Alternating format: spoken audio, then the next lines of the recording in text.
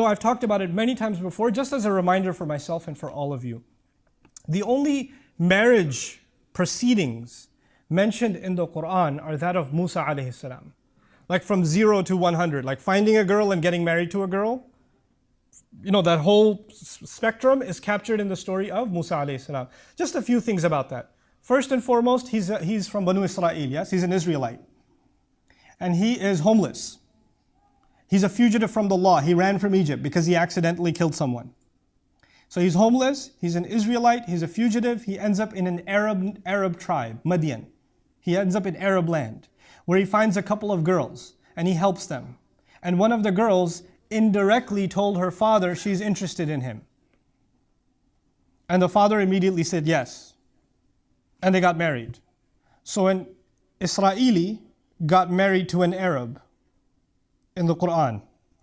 And the one from Israel was also homeless and a fugitive from the law. The only thing the father needed to see was qawiyun amin, 3 things. 1, the girl's interested. That was number 1. She liked him. Number 2, he's strong. He's got good character, good qualities in him.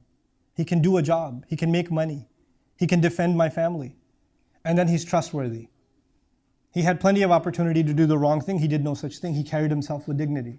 When you have these 3 qualities, ethnicity didn't matter, financial status didn't matter. None of that mattered. None of that mattered. As a matter of fact, in this case, if nowadays when you say this, it sounds suicidal, for 10 years, between 8 and 10 years, Musa alayhi salam lived with his in-laws and worked for his father-in-law. And his paycheck came from his in-laws. Today when you say to somebody, hey, where do you work? Oh, I work for my father-in-law and I live with them too.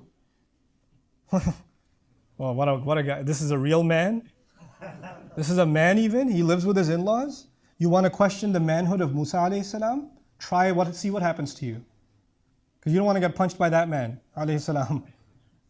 What I'm saying is there are sometimes unusual situations. And Allah mentions them on purpose in the Qur'an because sometimes the marriage is going to be under unusual situations. Not every situation can be ideal. And in your family, if there's an unusual situation, don't sit there and cry, why couldn't we have a normal kind of situation? That's okay. Life is not about normal. Actually, when you dig deep in every family, there's no such thing as normal. Every one of us is weird. Every one of us has strange situations in their family. So we have to adapt and we have to be flexible and we have to be merciful to our coming generation, allowing them to get married in a healthy way and having that open conversation with our sons and with our daughters. May Allah Azza wa Jal bless this community with healthy marriages. May Allah Azza wa Jal allow us to do right by our children and our children to do right by their children in raising children on Islam. Barakallahu li wa lakum fil Qur'an al-Hakim wa nafa'ani wa iyyakum bil ayati wa dhikr al-Hakim.